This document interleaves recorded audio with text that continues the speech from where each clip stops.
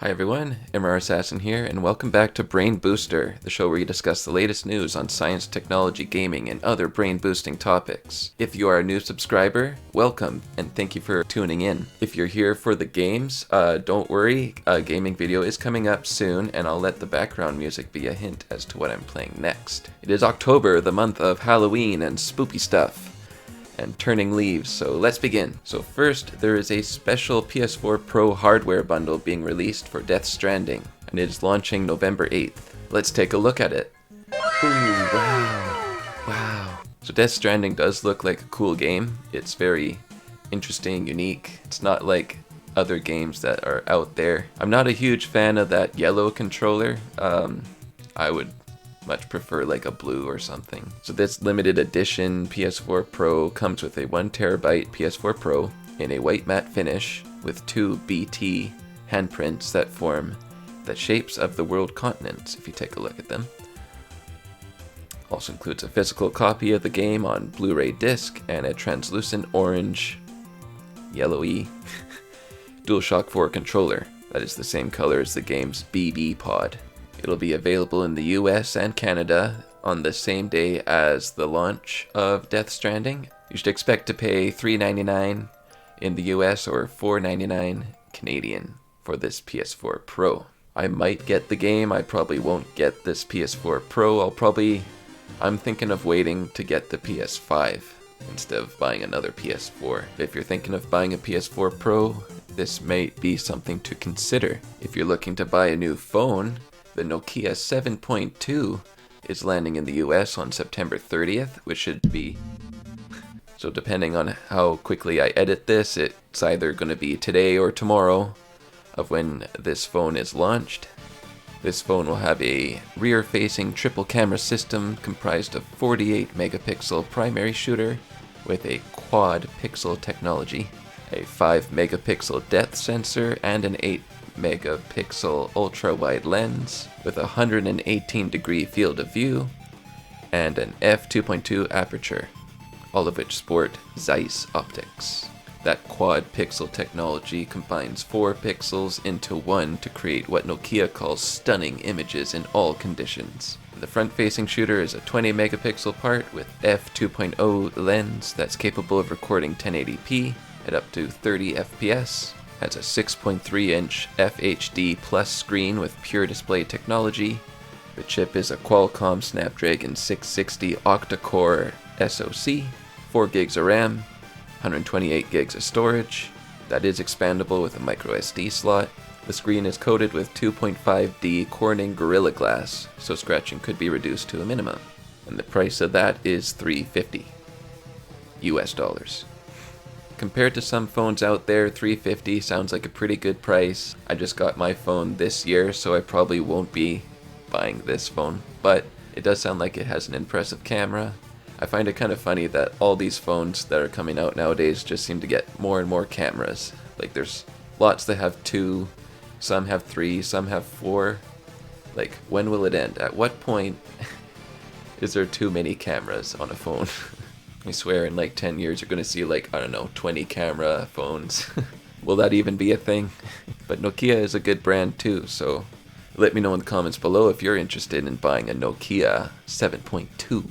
Next topic, Facebook acquired a neural interface startup called Control Labs, which is the maker of a mind-reading bracelet. Apparently, Facebook bought it for somewhere between $500 million and $1 billion. This is one of the largest acquisitions in its history. It doesn't really surprise me that Facebook is buying companies that are related to brain-computer interfacing. Just seems like they're getting every bit of data that they can from their users. So this wristband detects electrical impulses from muscle fibers as they move, imitating the movements on a screen. It works with individual muscle cells, meaning that users just have to think about moving their arm for the movements to be translated onto the screen. I should add though that the device is still bulky, slow, and unreliable, so it could be years away before we see this type of mind-reading device being used. Not a huge fan of this type of thing. I personally just prefer typing. I don't know if I'd enjoy or if I would consider purchasing some type of mind-reading bracelet. Feels like lots of technology today is creating solutions to problems that we didn't have. It's like it's just being invented for the sake of inventing it, or just doing something because we can. It's not so much solving a problem. There used to be that saying about like necessity is the mother of invention. Well, there's no necessity to have my mind read by a bracelet. That's what I think about that. And now for some science.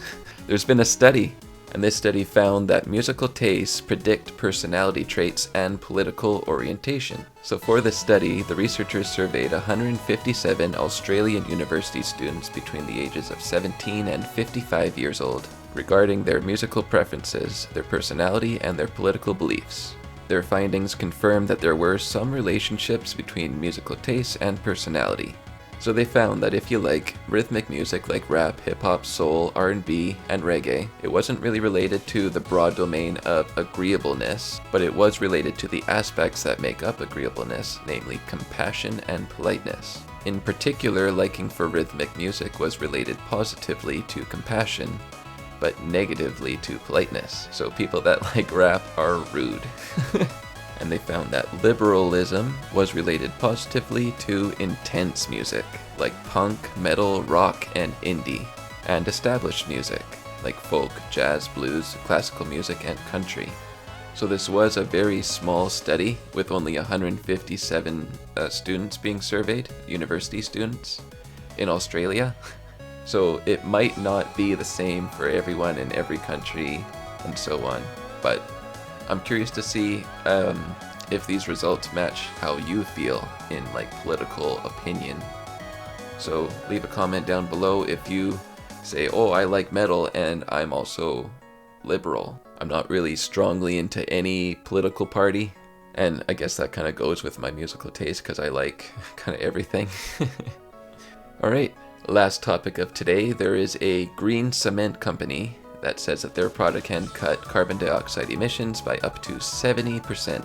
So the cement industry accounts for about 8% of the global carbon dioxide emissions, which is huge. In fact, it is the third largest emitter of carbon dioxide in the world. So Tom Schuler, which is the president and CEO of Solidia Technologies, his team has been working on creating a green cement that reduces the amount of CO2 that the material releases into the environment.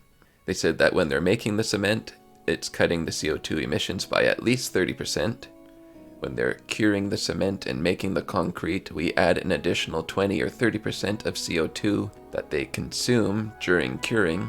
So this adds up to about 50 or 60%, and depending on the formulations, you can add that savings up to about 70%. So they've been working on this research for a long time. That's like 12 years, since 2007. So I'm happy to see that they're making some progress in reducing the CO2 emissions in concrete, which is a huge producer. Hopefully some construction companies consider Solidia Technologies for their concrete source. I haven't heard about them outside of this article, so hopefully it gets more attention. Yeah, that is it for this episode. Be sure to leave a like if you enjoyed this video, and subscribe if you want to keep up to date with the latest tech news. And again, gaming video next week. Stay tuned for that.